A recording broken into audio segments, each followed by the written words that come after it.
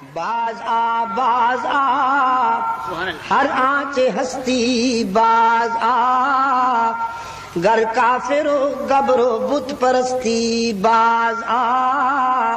ای درگہ ماں درگہ نومیدی نیست، صد بار اگر توبہ شکستی باز آ، او خطا کار اگر 100 مرتبہ توبہ کر کے توڑ بیٹھائے نبھا نہیں سکا تو مایوس ہونے کی کوئی بات نہیں، ایک مرتبہ پھر میرے در پہ آ کے دیکھ، جبین نیاز جھکا کے دیکھ، طلب کا دامن پھیلا کے دیکھ، ندامت کے اشک بہا کے دیکھ، میرے لطف و کرم کو آزما کے دیکھ، تیرے آنے میں دیر ہے میرے راضی ہونے میں دیر نہیں ہوگی۔ نعرہ تکبیر، ختم نبوت، شان صحابہ، علماء دیوبند،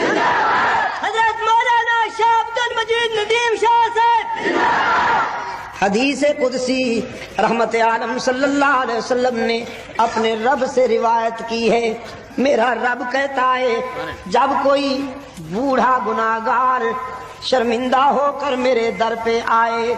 وہ بوڑھا جس نے ساری زندگی بغاوت میں گزار دی، جس کے نامہ اعمال میں ایک بھی سجدہ نہیں، ایک بھی رکوع نہیں، ایک بھی تسبیح نہیں، شباب کی مستی تھی، جوانی کا نشہ تھا، دولت کی ترنگ تھی، برادری اور پارٹی کا غرور تھا، علاقے میں چودھری کہلاتا تھا، خان کہلاتا تھا، شملہ اونچا رکھتا تھا، اس کی فرعونیت سے اللہ کے کمزور بندے لرزتے تھے، کبھی میرے در پہ نہیں جھکا، لیکن اب زندگی کی شام ہو گئی، آنکھوں سے بینائی چلی گئی، زبان بولنے کے قابل نہ رہی، کان سننے سے باغی ہو گئے،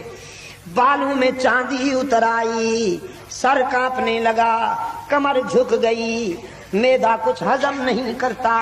بیماریوں نے یلغار کر دی، اولاد نے بھی نگاہیں پھیر لی، معاشرے نے بھی منہ موڑ لیا،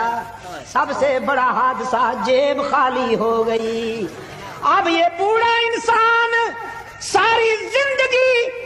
بغاوت میں گزارنے والا جب ساری کائنات سے مایوس ہوتا ہے تو پھر آنسو کی برسات میں میرے در پہ آتا ہے کہ تنگ دستی کے جو عالم میں گھبراتا ہوں، پر درے غیر پہ جاتے ہوئے شرماتا ہوں، ہاتھ پھیلانے میں محتاج کو غیرت کیسی، شرم اتنی ہے کہ بندہ تیرا کہلاتا ہوں، دیکھ میرے معبود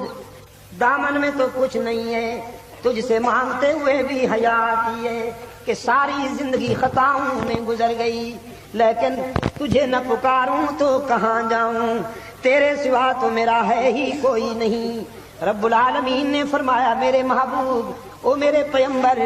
اچھی طرح جانتا ہوں اس بوڑھے کو، لیکن آج اسے ٹھکرا دوں،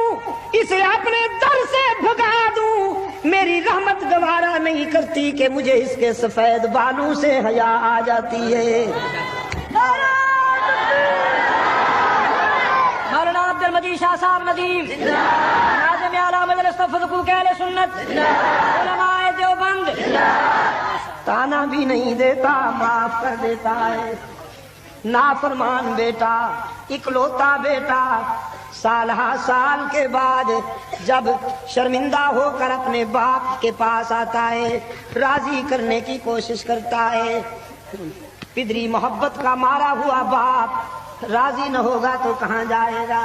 بیٹے کو سینے سے تو لگا لیتا ہے لیکن تانا ضرور دیتا ہے،